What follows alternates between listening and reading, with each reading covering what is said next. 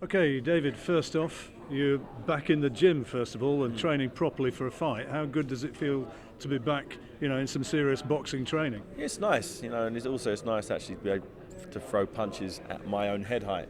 As you see my last few fights, I'm punching up here, so I'm fighting these big giants. So it's nice to actually throw punches. There's a lot less stress actually on your arms when you're throwing punches at your own head height. So it's a bit of a treat. George Groves was telling me that he thinks you've got the sparkle back, that you've got that glint in your eye, and that you're thoroughly enjoying it. Yeah, I am. It's when you have a little bit of time out, sometimes you need that. Because before the Vladimir fight, I had a long training camp, and I want to get into all the stuff behind the scenes, but it didn't go as smooth as I'd have liked. So I'm just going to enjoy my training, enjoy the whole event, enjoy the build up, and just get out there and just do what I do best. So at this stage, can you say heart on heart, no niggles, no worries, everything going okay? I'm good. A little too good maybe. I'm just happy with where I'm at. Things keep moving as smoothly as they have been. We're under 5 weeks away to the fight now. So I'm looking forward to some more hard sessions. Adam's a very good coach. Some hard graft, and really gonna dig in. And I'm looking forward to Derek Chisora's intensity. I haven't fought anyone probably since Ruiz who really came to bring it, and I can't wait. I'm sort of relishing that opportunity. If people look before the John Ruiz fight, people all said, "Oh, John Ruiz, he's very tough. He got knocked out against David Tua, but that was like 10, 15 years ago. He's a different animal now. He always goes the distance. He's a spoiler." I was like, okay, everyone's a spoiler till they fight me. And what happens? 20 seconds, he's on the seat of his pants. And I did that without any sparring.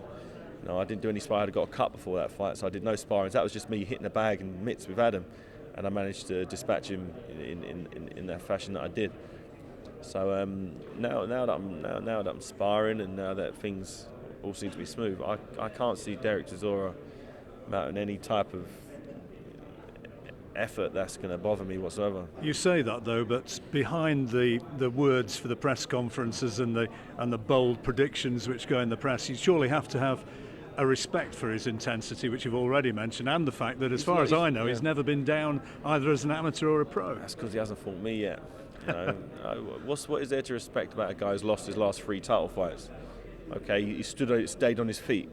Congratulations. Yeah, he beat Hellenius, didn't he? I mean, he didn't get the verdict, but he won. In my opinion, he won the fight, but the only people's opinions that matter are the judges, and they said he lost. So that's it, he lost. If you go to someone's backyard, you got to beat him. You can't expect to scrape by. And in my opinion, okay, he might have. In my opinion, if I was one of the judges, I would have probably had him winning that Hellenius fight. Yeah. But the judges who were there didn't, and that's it. He can argue that all day long, but he's lost his last 3 title fights. And he'll be losing this non-title fight as well. So bearing that in mind, if that is the case, how much does it matter to you to win, and to win in style? Is a W enough, or do you really want to make a statement which is going to make people stand up and take notice? A W is not enough here. Just to beat Derek Chisora, that means nothing. If you look at my record, look at the names on my record, what a win over Derek Chisora would mean absolutely nothing to me whatsoever. It's the manner in which I dispatch him is what I care about. I don't want to go out there and be sluggish, sloppy.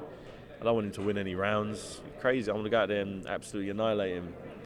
I can't. This is just what I want to do. I want to show the difference between what Vitaly can do to him and what I can do to him.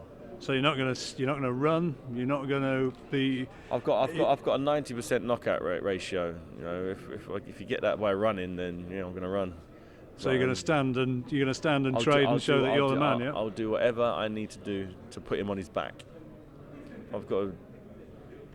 I'll do whatever I've got to do to knock him out. Put it that way, and he's not going to be prepared for it because he's never been in the ring with anybody as quick as me before. You can't get sparring partners to mimic me. If there's anyone who could do what I do, they're probably world champion. So he's got a coach who's mental. His coach is, I'm not exaggerating, his coach thinks he can beat me in a boxing match. His coach is 50, and when he was in his fighting prime was useless, yet he still wants to fight me in a charity boxing match. Guy's crazy. I already broke his jaw already, and he wants to fight me. I'm like, this is the guy who's given him his instructions. He said that he's been teaching Ali Adams to beat Audley Harrison, and we saw what happened there. Audley knocked him out. You know, so this is the guy who's guiding him. So it's the blind leading the blind. In the time that's remaining, you've got the weigh-in and presumably maybe more press conferences between now and then. Mm-hmm. Are you convinced that Derek's going to stay on an even keel, or I think he do you, will. or do you think he's going to pull a stroke? I think there's such a spotlight on him that it'd be absolutely stupid to try anything now. You know, plus he knows he's getting a payday. He's tried that silly nonsense before, and he's got fined a lot of money, hundreds of thousands he lost. You know, and hundreds of thousands he hasn't really got. You can't afford to be losing £200,000-300,000. You know, I know that for a fact. You know, so he knows he's getting a decent payday for this fight. So why would he do anything to jeopardise that? He knows if he gives me a slap, or he tries to give me a slap because he's not quick enough to land it, if he tries to do anything to me, that could potentially jeopardise the fight, which jeopardises his livelihood. I know he's erratic and ignorant, but I don't think he's that stupid where he'd ruin it all just to get one over on me before the fight. Why not save it and show me on the night? So lastly, 5 weeks out, everybody's going to be watching you and trying to decide what's going to happen.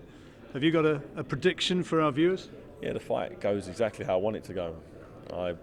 People think I'm exaggerating with that, but when I'm saying I could knock him out in whichever round I choose, it's exactly what I mean. If I want to go blast him out in one round, I could do that. If I want to knock him out in the 12th round, I could do that.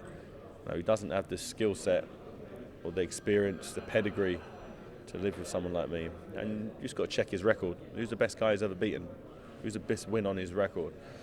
You know, has he beaten anyone as good as Audley Harrison, the former Olympic champion, former European champion? I don't think so. So we'll see on the night. You know, I know what I need to do, but the public want to see it. The public want to see an execution. I've got to give it to them. Cheers, right. No problem.